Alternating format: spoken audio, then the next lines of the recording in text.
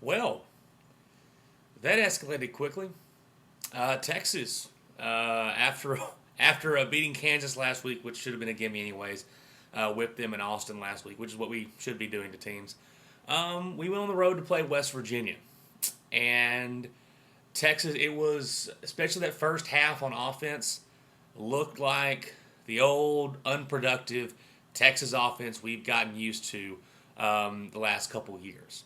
But the defense, especially the defensive line, even with Chris Whaley getting hurt, Cedric Reed, Jackson Jeffcoat was amazing. Malcolm Brown, everyone just really getting after the quarterback, and Trickett ends up getting hurt, but then Millard comes in, the backup quarterback comes in, and he actually, as the game goes on, he does a pretty good job. But the first part of the game, the defensive line was pretty good for Texas.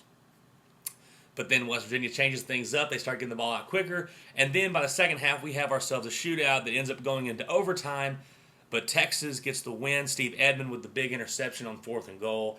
And Texas survives Morgantown 47-40 in overtime and also preserves the undefeated Big 12 record at least for one more week. Here's the thing about this Texas Longhorns team. I've talked about how frustrated I am with this group. Not over the last couple of weeks, but just on the season as a whole, the way we started this year off. And I've said this a couple of times, but you have to keep bringing this up about the expectations that we were given from Austin, from Mac, from the coaching staff, from everybody about what this team was going to be, and now what it is now. Before the season started, this was a legit favorite for the Big 12 and a team that was going to at least be in the conversation in national title talks. Not there. I didn't think anyone thought they were actually going to go to the national championship, but a team that people would look at and say, hey, this is a team to look out for, whatever. And then BYU happens, Ole Miss happens. So now, once again, having to refocus the way we look at this squad and just looking at this one season at a time. What I will say about this team is they have shown heart and the will to win. It's something they did not have week 2 against BYU or against Ole Miss, especially against against Brigham Young, because I remember watching that game, and when things started to go awry, we were getting down by 21 points, but there's still a lot of time on the clock. I still expected Texas to win, because in years past, mainly with Vince Young teams and Colt McCoy led teams, and not just those guys, but there's a lot of leaders on those teams, there was this will to win in Texas. Texas never just laid down. We had a lot of close ball games, but Texas was always there in the end. Even in 2008 when we lost to Tech, it wasn't because they weren't fighting for it. We lost in the last play of the game. But against BYU, nothing. There was no push to win. There was no final stand and nothing like that. So for us to go into Morgantown and have that on the road in a tough environment, I'm extremely happy about that. I'm extremely proud of the way the guys played.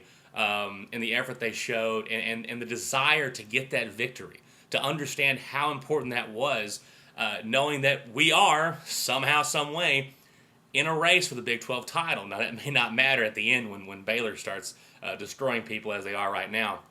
But as of right now, with 3 games left in the season, the Texas Longhorns have just as much chance to win the Big 12 championship as the Baylor Bears and Oklahoma State Cowboys. And that's what we got next week is Oklahoma State. But the thing about it, though, here's the thing, though. West Virginia's not very good. I mean, they're just not. It's a down season for them. Now, they did beat Okie State at home earlier this year. So they're not horrible. West Virginia is probably your mid-level Big 12 team right now because the Big 12 is down overall. Because TCU is bad. Iowa State is bad. K-State, I'm just glad we got K-State earlier on because I think Kansas State at this point might beat Texas the way they're playing. I think Texas Tech, we kind of saw what they were. They're not, they're okay, but they're not a top 10 team. I think everyone believed that. Oklahoma State is a good football team. I think it's going to be tough for Texas to beat them, but I think anything can happen in this conference at this point. Oklahoma has really shown they're nothing, really. We kind of overhyped them a little bit. Going into this season, I didn't think Oklahoma was very good, but I did figure they were better than Texas and would beat us because I thought we were extremely pitiful But we've kind of gotten out of that rut. We're able to dominate Oklahoma, and ever since then, been playing well. But Baylor has shown to be the true class of this conference, and if anyone can knock them off, it'll be a huge victory and a massive surprise on a national level. But, so in this game, West Virginia pushes to the nth degree, though. We have to force overtime, which the first time, I don't know if Texas has ever gone into overtime. I don't know. I've never remember watching the Longhorns playing an overtime game. But they took care of business. They got the victory. But I think it still highlights the limitations on this squad. The defense played well for a while, but then couldn't stop anything. But they stood up there at the end and got the goal line stand, forcing a 4th and goal interception. The offense started the game, couldn't get anything going, and then we're in a shootout, and we're answering every single score, back to back to back to back. So this team is really, really hard to figure out.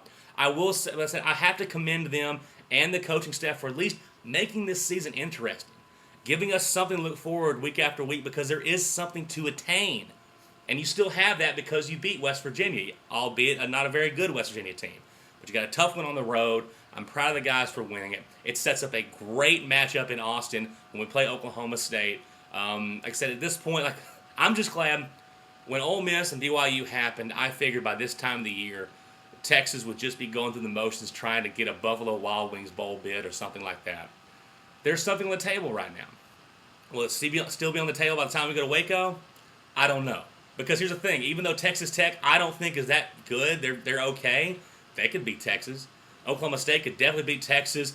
And Baylor, you better bet they could beat Texas, because Baylor can probably score on anybody in the whole country, so you better bet they can score against Texas. But I'm proud of the guys. A gutsy win. Case McCoy, he was pretty iffy there for a lot of time, but he kept his poise. He led his team on a game tying drive, on a game winning drive in overtime. Jackson Shipley was clutch on a lot of 4th down conversions. Hopefully Jonathan Gray is okay. I'm not sure what the injury is with him, because that's tough to lose him. Chris Whaley, I hate that for Chris Whaley. That looked like a bad injury with him. But we still got Malcolm Brown. Bergeron came in and did a good job. Mike Davis really started showing up. And so, yeah, props to the guys. Big win on the road.